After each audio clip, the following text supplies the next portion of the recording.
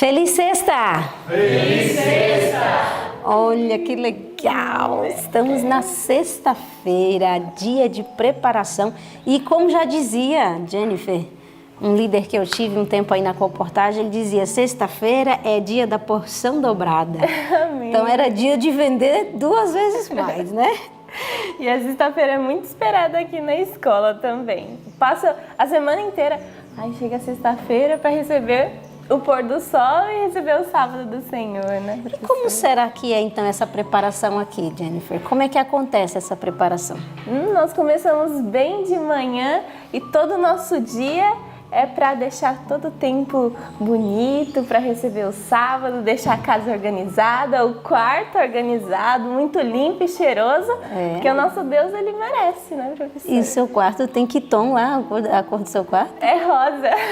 Olha, quer dizer, você tem umas coxas bonitas? Eu tenho. Do sábado, né? Isso, que é só no sábado, para receber o sábado do Que Senhor. especial, realmente se torna um dia muito agradável e esperado, né? Sim, nós separamos também as nossas roupas. E por que a gente faz isso? Porque o sábado do Senhor precisa ser guardado e nós precisamos guardá-lo da maneira correta. E porque está escrito? Não é isso? Sim. O que está escrito? Lá em Conselhos para a Igreja está escrito assim, professora: na sexta-feira deverá ficar terminada a preparação para o sábado.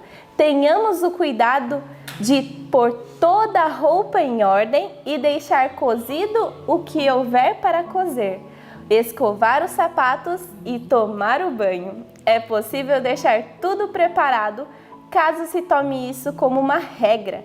O sábado não deve ser empregado em consertar roupas, cozer o alimento, nem em divertimento ou quaisquer outras ocupações mundanas. Antes do pôr do sol, coloquemos de parte todo o trabalho secular e façamos desaparecer os jornais profanos. Os pais devem explicar aos filhos esse procedimento e induzi-los a ajudarem na preparação, a fim de observar o sábado segundo o mandamento. Amém. Que lindo isso que você acabou de ler. Nós queremos convidar você aí do outro lado a entrar nesse espírito para o sábado do Senhor. Hoje é o dia de preparar tudo, deixar tudo em ordem para que o sábado se torne verdadeiramente deleitoso. Então, com esses pensamentos tão solenes, né? Vamos nos ajoelhar e orar, falar com o nosso Deus?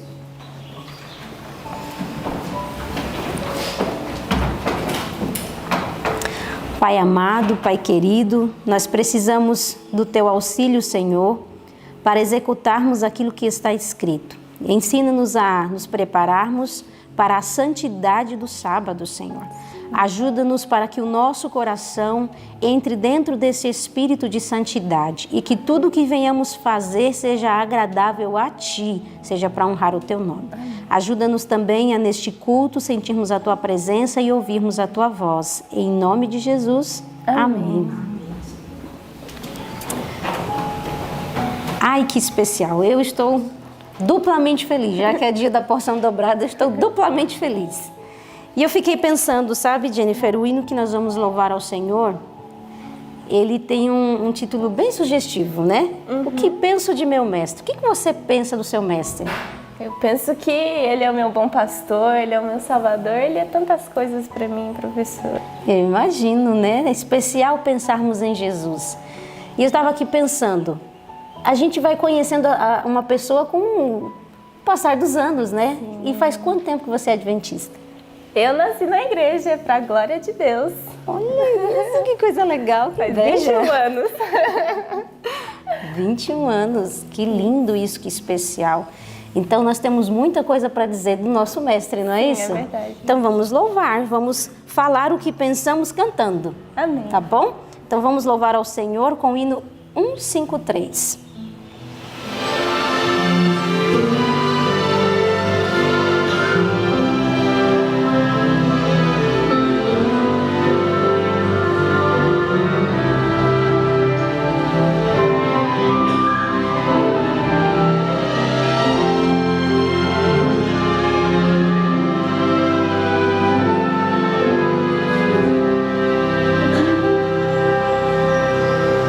Contados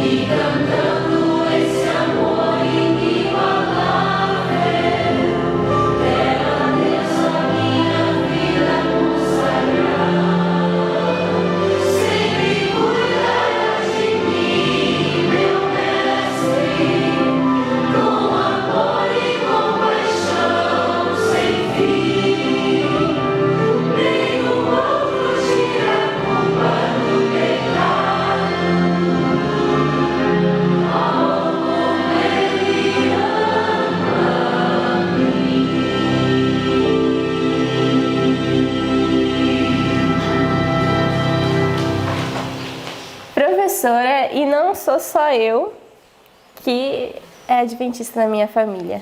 Que legal, que bênção você tem, viu, É minha verdade, filha? é muita bênção. Eu tenho primos também que são adventistas e eu quero mandar um abraço e um beijo para a Natália, para o Júnior, para a filhinha deles que nos assiste também, a Nicole. Um beijo para vocês. E eles estão aqui em Pernambuco. Um dia eles vão vir nos visitar. Que venham, serão bem recebidos, né? Amém. Nossa casa gosta de visitas. É verdade, a gente gosta muito. E nós vamos... Ah, não, peraí, se você mandou beijo, eu também quero mandar beijo. Ah, é? Quero mandar beijo e abraço. E esse beijo e abraço, ele é muito especial, sabe por quê? Por quê? Vou contar para você uma história. Lá em Itapetim, era uma cidade que não tinha presença adventista. Sim. E aí, a Associação Pernambucana Central enviou alguns missionários da Escola de Profetas para lá. E aí esse povo da Escola de Profetas foi lá, bateu de porta em porta e batizou, você acredita? Amém. E agora tem uma igreja lá. E o mais lindo, sabe o que é especial? O pessoal lá da igreja acorda de madrugada, cedinho, para fazer o quê? Assistir o Ano Bíblico com a gente. Ai, que lindo. Não é especial isso? Então a gente vai mandar um beijo e um abraço para você aí da igreja de Itapetim. Que bom é ter você conosco, que você persevere, viu? Ano Bíblico até Jesus voltar, Amém. tá bom? E agora, um momento muito especial também, não? Você gosta? Eu gosto. É mesmo? Aham. E gosta de fazer prova também? Eu gosto. Eu gosto de fazer prova. Então tá certo. Então vamos falar o nosso texto dessa semana, que inclusive, com certeza você já decorou, né? Você nem vai precisar pegar a sua Bíblia, porque a gente nem pegou a nossa, até ela tá aqui fechada. A gente não vai abrir. É Lucas 1:20. Então, muito bem, vamos falar? Vamos. No 3? 1, 2, 3.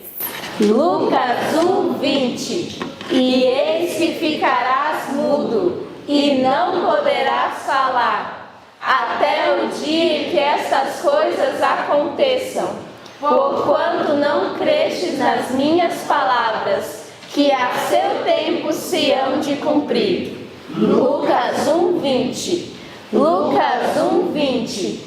E eis que ficarás mudo, e não poderás falar, até o dia em que essas coisas aconteçam, porquanto não creste nas minhas palavras, que a seu tempo se hão de cumprir. Lucas 1:20. Lucas 1:20. E eis que ficarás mudo, e não poderás falar, até o dia em que essas coisas aconteçam, porquanto não crestes nas minhas palavras, que a seu tempo se hão de cumprir. Lucas 1:20. Amém.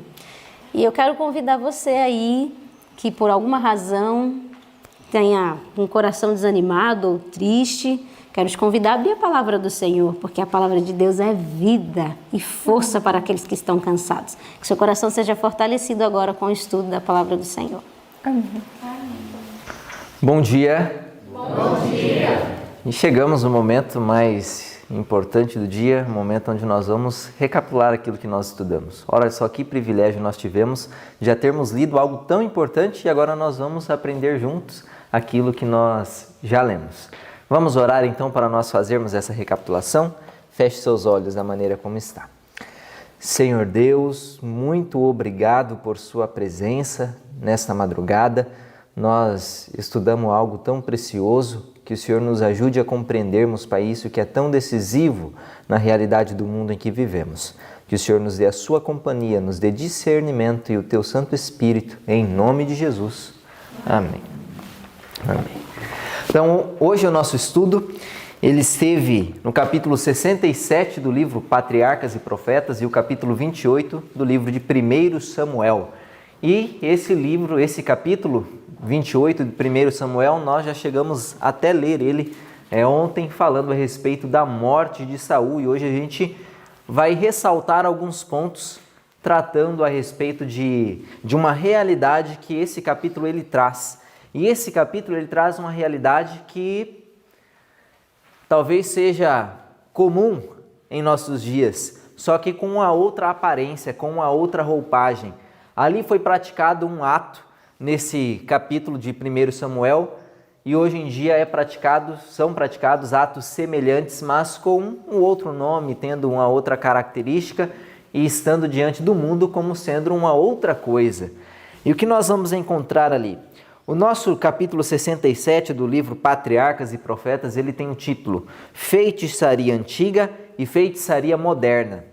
Então, antigamente havia um modo de se realizar feitiçaria e era considerado feiticeiro alguém que agia de tal maneira. E hoje, no capítulo 28 de 1 Samuel, nós vamos ver entrando uma feiticeira na história e Saul indo consultá-la. Pegue aí a sua Bíblia, 1 Samuel, capítulo 28. Nós temos a seguinte história e o seguinte contexto aqui.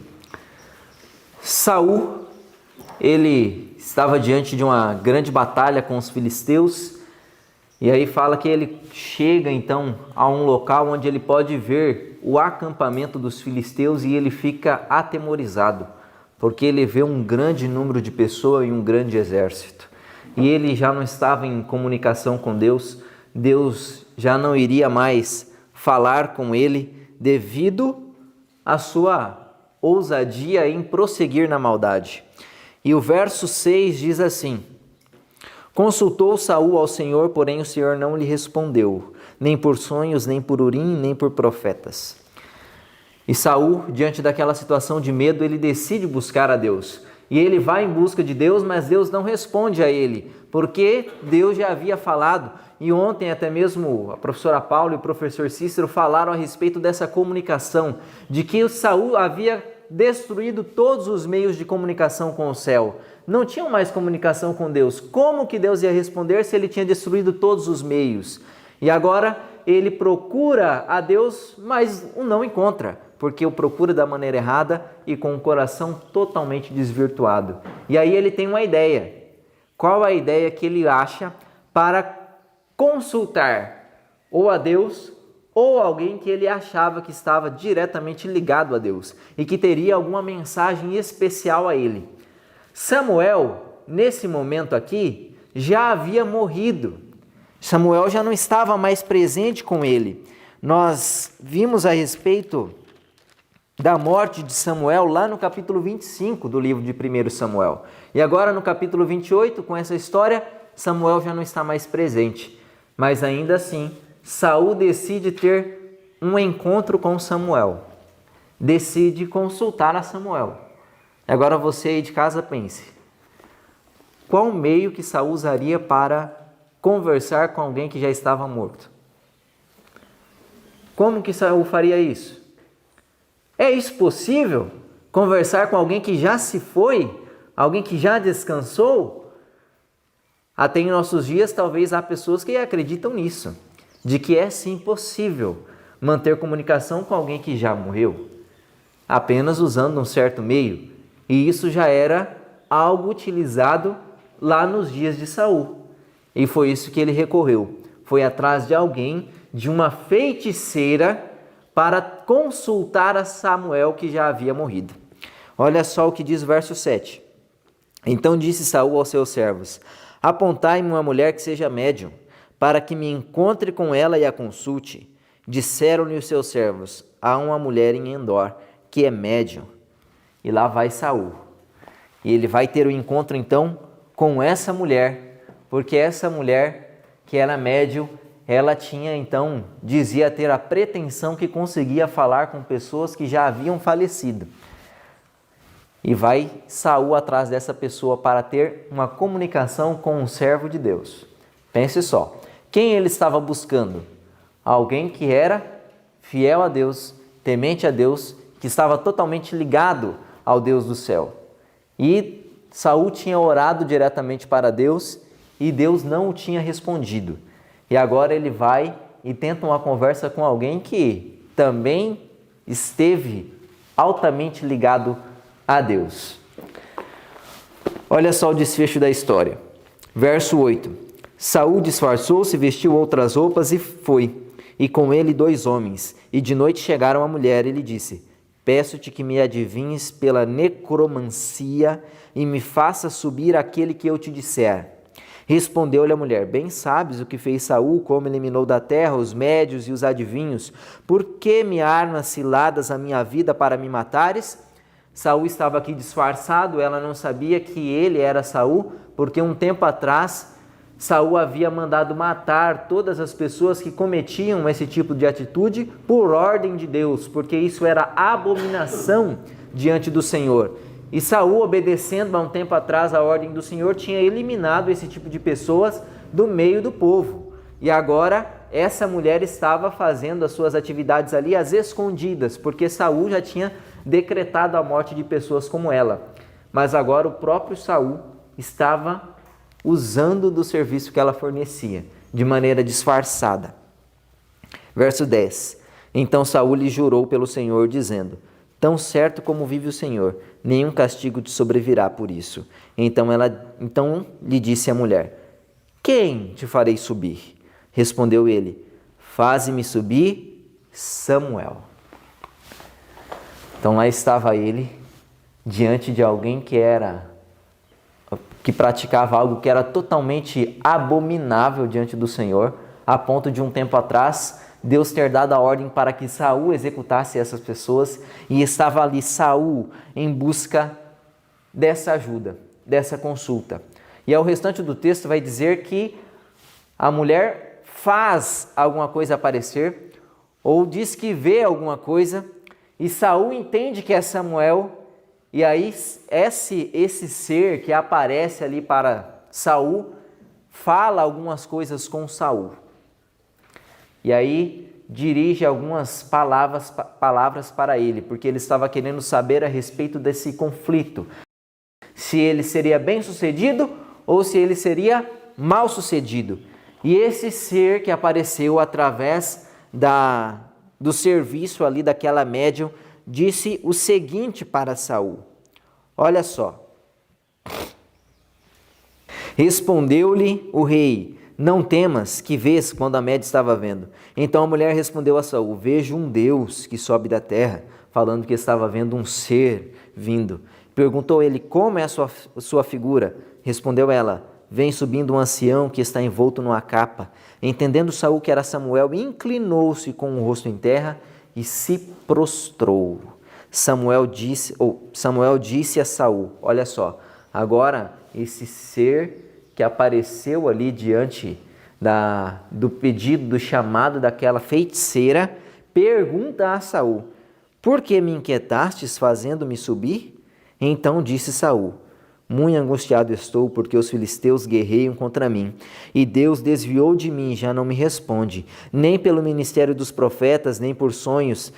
Por isso te chamei, para que me reveles o que devo fazer. Então disse Samuel: por que, pois, a mim me perguntas, visto que o Senhor te desamparou e se te fez teu inimigo? Porque o Senhor fez para contigo como por meu intermédio ele te dissera: tirou o reino da tua mão e o deu ao teu companheiro Davi. O Senhor, verso 19, e o Senhor entregará também a Israel contigo nas mãos dos filisteus. E amanhã tu e os teus filhos estareis contigo, e o acampamento de Israel, e o Senhor entregará nas mãos dos filisteus. E a mensagem para Saul ali desse ser que apareceu era direta: por que você me inquieta, me tirou do meu repouso, para te dar uma resposta que eu já tinha te dado antes? Falando as mesmas palavras que Samuel havia dado em vida para Saul. Eu já não te disse que Deus não iria falar contigo e teu reino seria tirado de você e dado a outro? É isso que vai acontecer. E amanhã mesmo você vai passar por isso e o Israel todo será entregue então nas mãos dos inimigos. E esse pretenso ser que apareceu falou algo que estava condizendo com a história que Samuel, enquanto vivo, disse a Saul, de que Deus não mais falaria com ele devido à sua rebeldia e de que o seu reino seria tirado e dado a outro que era melhor do que ele. Não parece uma mensagem verdadeira? Era uma mensagem correta, era uma repetição daquilo que Samuel, enquanto vivo, já havia dito. Mas vem cá, será que esse ser que apareceu era Samuel mesmo? Vamos considerar algo. Deus lá no livro de Levítico, já havia condenado essa atitude como uma abominação. E ele também associa que as nações que viviam em Canaã estavam sendo destituídas da terra porque tinham cometido grandes iniquidades, e uma das iniquidades era a necromancia, a consulta com os mortos, o consultar, o falar com pessoas que já haviam falecido. E essa era uma abominação que fez com que o Senhor os tirasse da terra. Então, isso era abominável diante de Deus, e essa feiticeira não era alguém que mantinha comunicação com Deus. Samuel era alguém fiel a Deus? Era ou não? Sim. Era alguém altamente ligado ao Senhor? Sim. Saul, quando ele consulta a Deus, Deus não responde, devido aos seus pecados. E agora, quando ele vai atrás dessa feiticeira, essa mulher faz aparecer um ser que ela diz que era Samuel. Quem que enviou Samuel para ali? Deus, atendendo a ordem de uma serva de Satanás? Ou o próprio Satanás enviou Samuel ali? Tinha como Satanás enviar um servo de Deus ali? E alguém que já tinha falecido? Não. Então não foi Samuel quem apareceu ali, porque Deus não iria atender os pedidos, os reclamos de uma mulher que era serva do inimigo. Imagine Deus fazendo isso, ele não faria isso. E Satanás não teria poder para trazer da sepultura alguém que já estava morto. Então não era Samuel. Não era Samuel que estava dando aquela mensagem. Por mais que se parecesse com Samuel, Saul o identificou como Samuel, e as palavras que foram ditas foram semelhantes a de Samuel. Mas não era pelo contexto, porque Deus já tinha dito que era uma abominação, e porque essa mulher não conseguiria trazer de novo um servo de Deus através de seu clamor e de sua associação com o inimigo. Se Saul, que estava apostatado de Deus, não conseguira receber nenhuma mensagem direta do céu, quem dirá essa mulher que era uma serva do inimigo? Aí não teria como mesmo. Então isso é o que o livro vem trazendo e chamando de antiga feitiçaria. A antiga feitiçaria era consultar alguém que já havia morrido. Isso era a antiga feitiçaria. E aí o resto do título nosso diz a antiga feitiçaria e a moderna feitiçaria. A antiga feitiçaria era consultar os mortos. E hoje o consultar os mortos em nossos dias é o quê? É feitiçaria também. Também pode receber o mesmo título. Se naquele tempo era chamado de feitiçaria, em nossos dias, com a sua devida importância, deve ser chamado de feitiçaria também. Mas não é assim que o mundo chama. O mundo não chama isso de feitiçaria. O mundo deu um apelido, deu um outro nome para esse ato de consultar alguém que já não está mais entre os vivos. Qual é o nome que o mundo dá para isso? Espiritismo. O Espiritismo acredita nisso, de que há comunicação com pessoas que já faleceram. E essa comunicação é altamente benéfica. Os homens são beneficiados com isso. E isso é feitiçaria moderna. É apenas um retrato da feitiçaria que acontecia no passado, de pessoas que consultavam mortos para saber algo a respeito do presente ou do futuro. E isso é totalmente abominável diante do Senhor. E por que é abominável? Abra sua Bíblia lá no livro de Salmos. Salmo 106, o verso 28.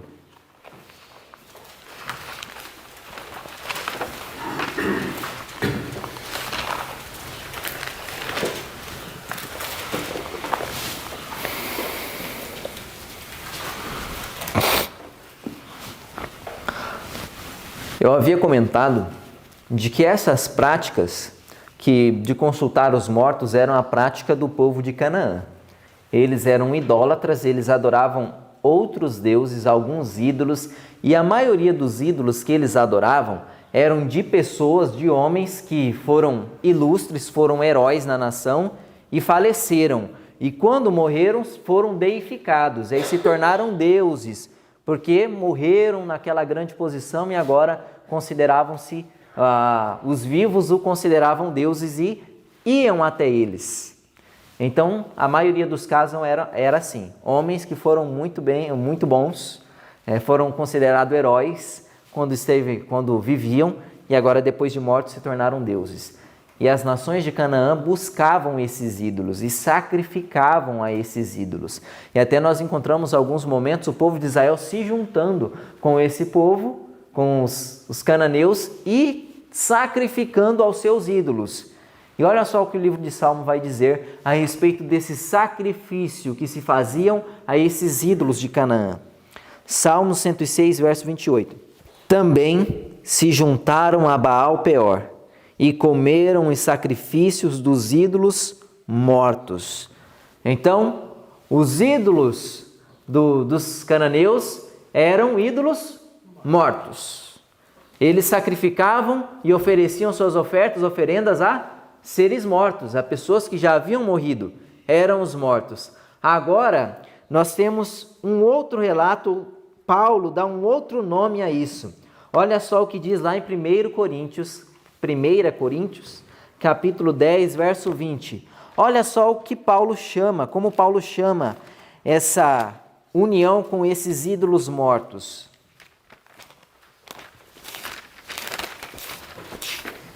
1 Coríntios capítulo 10 e o verso 20. 1 Coríntios 10, 20 diz assim: Antes digo que as coisas que eles sacrificaram é a demônios que as sacrificaram e não a Deus. Eu não quero que vos torneis associados aos demônios. Então Paulo está citando a respeito do que o povo de Israel havia feito no passado, sacrificando aos ídolos de Canaã, que nós vimos no livro de Salmo que eram ídolos mortos.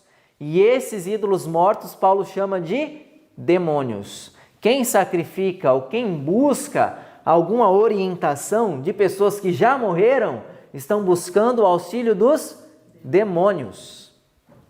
Porque os mortos não sabem de coisa alguma. Os mortos não têm conhecimento algum. Os mortos estão descansando no pó da terra. Eles não sabem nada do que se faz debaixo do sol, já dizia Salomão. Então a condição dos mortos não é de favor diante dos vivos. Não é uma posição onde eles podem nos ajudar, porque eles estão apenas descansando. Não há como se comunicar com eles. Mas como que essa mulher aqui, no caso de Saul, fez algo aparecer? Fez algo aparecer. Mas não foi Samuel. E nem foi algum outro que já havia morrido. Mas foram os demônios. Foi o próprio Satanás, um demônio, um anjo do mal, que apareceu ali para confundir a cabeça não só de Saul, mas de toda a nação e de todos os que ouviriam dessa história tanto tempo depois. Porque algumas pessoas em nossos dias, querendo argumentar quanto ao consultar os mortos, usam essa passagem. Não, mas está vendo aqui? Samuel apareceu. O texto diz que apareceu alguém aqui e ainda conversou com Saul. Mas não era um espírito, como eles chamam de alguém que já havia morrido. Não, esse era um demônio. Esse era alguém que estava aos mandos ali, ao serviço de uma mulher que era feiticeira e era serva de Satanás. Então, nós temos aqui um relato de algo que o livro chama de feitiçaria antiga e que em nossos dias também é praticado, também é realizado. Tem-se um outro nome, mas o ato é o mesmo. E a visão com que Deus tem dessas coisas é a mesma visão que ele tinha no passado. No passado era totalmente condenável. Deus não queria saber, era a abominação, porque o buscar, o consultar os mortos era consultar os demônios, era consultar o máximo apóstata, era consultar Satanás. E hoje em dia é a mesma coisa. Quando nós damos, então, as pessoas têm a prerrogativa de querer saber o que alguém, um ente querido que faleceu diz, quando ela faz isso e recebe alguma resposta, não é dessa pessoa que ela recebe essa resposta. E muito menos de Deus. É dos demônios, como disse a Bíblia. E é muito sério isso, porque isso se tornou comum em nossos dias. Até nós, uns dias atrás, falando a respeito dos pecados que os cananeus cometeram, falando das grandes abominações que Deus considerava, que Deus considerava uma grande abominação, mas que em nossos dias a sociedade propagava como sendo algo comum. Nós vimos que lá Deus chamava algumas coisas de abominação. Relacionamento homoafetivo, Deus chamava de completa abominação. Consultar os mortos, abominação. Qualquer tipo de necromancia, abominação. Comer sangue, como a gente viu, abominação. Marcar o corpo, abominação. E algumas outras, ver a nudez, abominação. E o livro de Levíticos veio trazendo que todas essas atitudes o povo de Canaã cometia, e por isso Deus estava tirando eles da terra, porque eles tinham contaminado inclusive a terra que eles habitavam. E em nossos dias, pegue essas coisas, vê se não é justamente isso que a sociedade propaga, a mídia propaga, como sendo algo tranquilo, aceitável. Consultar os mortos é algo que a mídia condena? Não, é algo que a mídia propaga desde cedo a todos os níveis. Para crianças, para jovens, para os mais velhos. Há esse tipo de conteúdo para qualquer pessoa. Se a gente pega os desenhos mais conhecidos que a gente tem na mídia, todos estão envoltos em espiritismo. Todos apresentam alguma coisa que tem a ver com o espiritismo, que tem a ver com esse consultar dos mortos,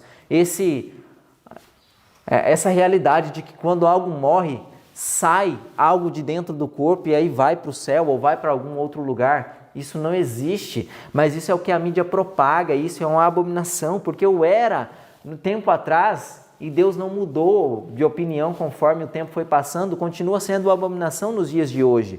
Mas o mundo está tão pervertido que a gente age como os cananeus agiam, achando que está tudo normal. Nós vivemos numa sociedade que eu acho que é a sociedade dos cananeus, que Deus teve que eliminá-los da terra devido a tamanha abominação e tamanho afastamento dele. A nossa sociedade se encaminha para o mesmo caso. Pornografia, homossexualidade, todas as coisas que a Bíblia condena como abominação, hoje são realizados de maneira comum e aceitáveis e estimulados pela mídia, como sendo algo que todos nós temos que aceitar porque é comum, mas não é comum. O céu não trata assim. A Bíblia não trata dessa maneira. E quando as pessoas passam a dar real importância para isso, aí elas entram em um grande perigo. Qual o grande perigo do espiritismo? Qual o grande perigo de acreditar de que é possível se comunicar com alguém que já morreu? Porque isso tira o peso da palavra de Deus. Qualquer pessoa que tenha essa atitude, o coloca essas revelações que recebem de espírito acima da experiência da palavra de Deus. Tem esses ditos de pessoas que já morreram como sendo de maior importância do que está escrito. E qualquer coisa que é colocada acima do que a palavra de Deus disse é um grande perigo. Inclusive aquilo que os nossos olhos veem. Se os nossos olhos veem algo que a Escritura fala que não deveríamos ver ou nega aquilo, devemos duvidar até do que os nossos olhos veem, mas não da palavra. A Bíblia é a nossa fonte segura. Com ela a gente tem segurança para habitar em um mundo, em uma sociedade que propaga abominações como sendo coisas comuns.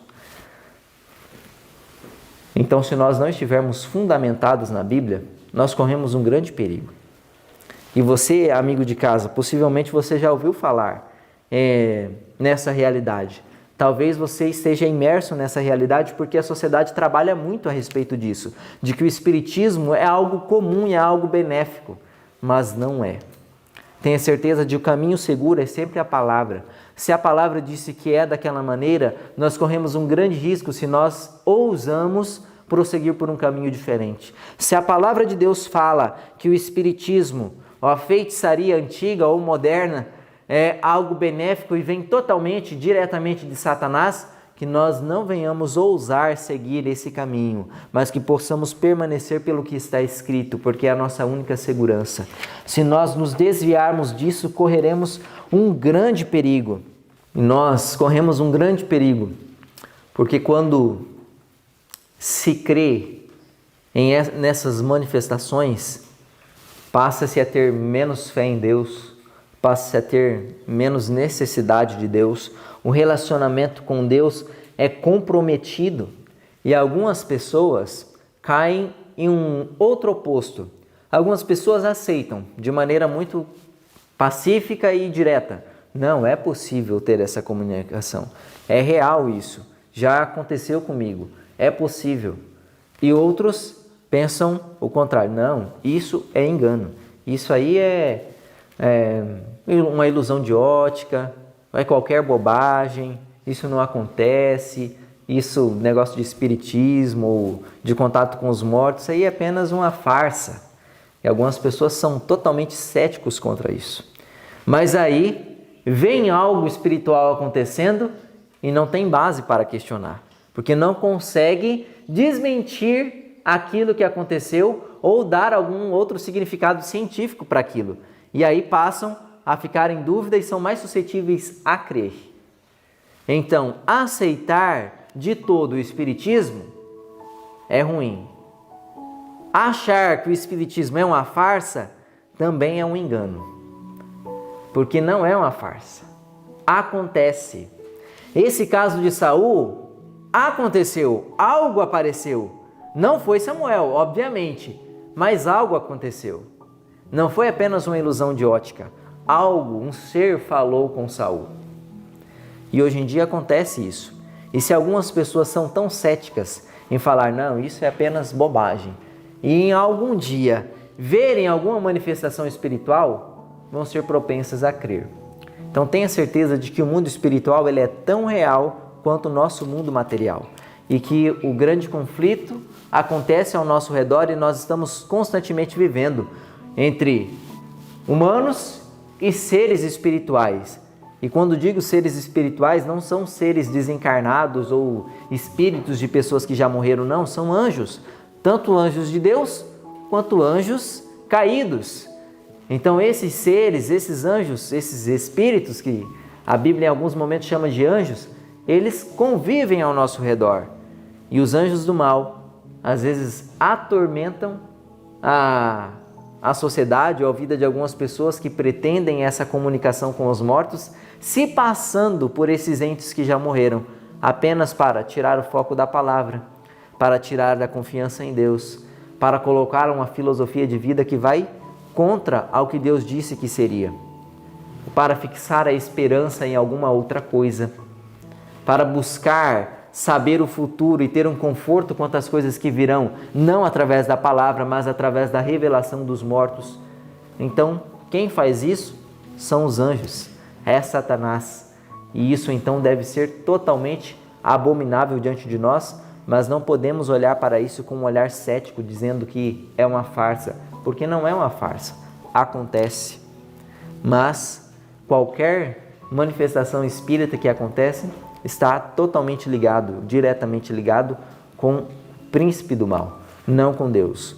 Porque Deus não faz ninguém voltar da sepultura para conversar com ninguém. Essas pessoas estão descansando, dormindo no pó da terra, até o momento em que Deus os chamará da sepultura e os levará ao céu. Mas não para se manter em comunicação com os vivos. Nós não podemos crer nisso. Que Deus nos ajude diante dessa realidade. Que Deus nos possa abrir os olhos para isso. E que você, amigo de casa, também seja despertado para essa realidade. De que por mais que a sociedade fique inculcando na cabeça das pessoas de que o espiritismo, de que essa comunicação com um mundo além do nosso natural é possível, não caia nisso. não há comunicação com os mortos. Toda pessoa que tente comunicação com os mortos estará mantendo comunicação com os demônios e não com os mortos. Que Deus nos livre dessa realidade. Que Deus nos livre dessa farsa que ganhou o mundo. Que Deus abra os nossos olhos para isso. E que nós possamos estar sempre confiantes, com segurança naquilo que a palavra diz. E não até mesmo no que os nossos olhos podem ver. Porque o livro, a Bíblia e também o livro Grande Conflito, há alguns momentos que vai citar de que os últimos dias serão marcados por grandes sinais, grandes aparecimentos, grandes acontecimentos, coisas que o mundo vai ver, que vai contestar aquilo que a Bíblia disse. Mas aí vai chegar um momento em que a gente vai ter que viver pelo que está escrito e não pelo que os nossos olhos veem. Que nós possamos estar nos acostumando desde agora a viver pelo que está escrito. Se a palavra de Deus disse, é assim. Essa é a nossa segurança. Que nós não ousemos andar 1 milímetro que seja fora do que Deus já deixou revelado. Que Deus nos abençoe, que Deus abençoe você de casa também. Vamos orar nesse momento para que Deus nos livre desses enganos e que Ele firme os nossos pés sobre a palavra dEle?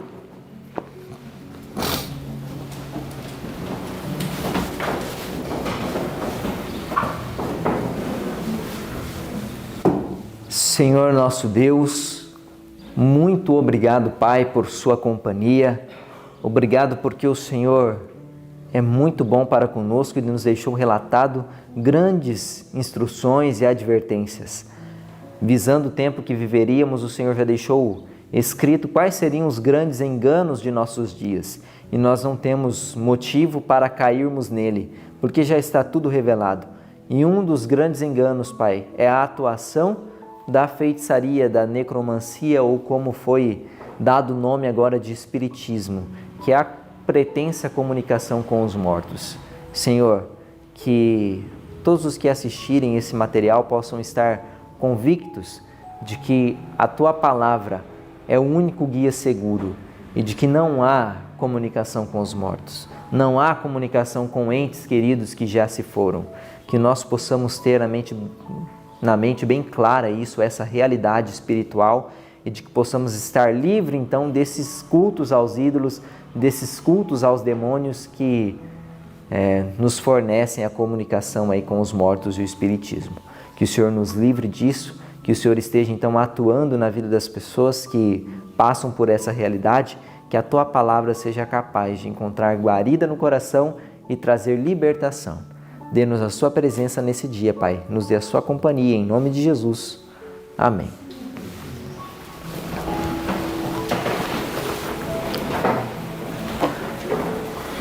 Então, que Deus lhe abençoe e até amanhã. Tenha um bom dia.